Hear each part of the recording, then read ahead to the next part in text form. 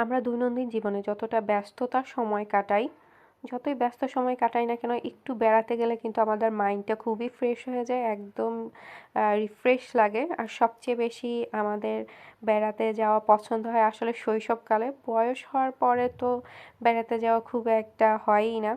শৈশবকালের বেড়ানোটা কিন্তু খুবই মজার। আগে তো আমরা শুধু আম্মুর কাছে বায়না ধরতাম যে চলো বেড়াতে যাই, নানু বাড়িতে যাই।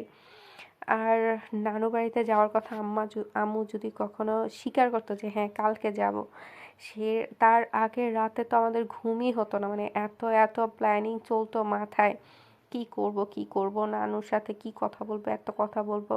আর আমরা নানুর বাড়িতে গেলে তখন আমরা সারা রাত নানুর বাড়িতে গল্প করতাম, আমার নানা অনেক গল্প শোনাতো আমাদের। তো আসলেই সময়টা অনেক মজার ছিল। তো এখন আর আমার নানা নানু কেউ নেই, কিন্তু তাদের স্মৃতিটা আছে। তা আমি আজকে আমার ভাগ্নেদের জন্য ছোটোখাটো একটু আয়োজন করেছিলাম। আর লাস্টে এই তো নুডলস আর মিষ্টি দিয়ে শেষ হলো। আর তারপরে থাকলো আমাদের লুডো খেলা।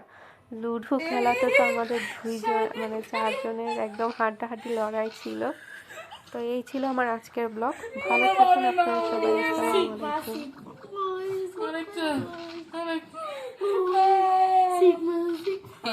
আসসালামু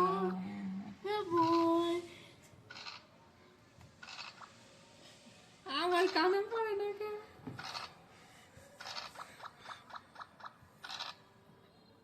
না কে জিতবে কে জিতবে? ও সবাই একটা কানা দরকার। কানা কানা এখন দুইজন কে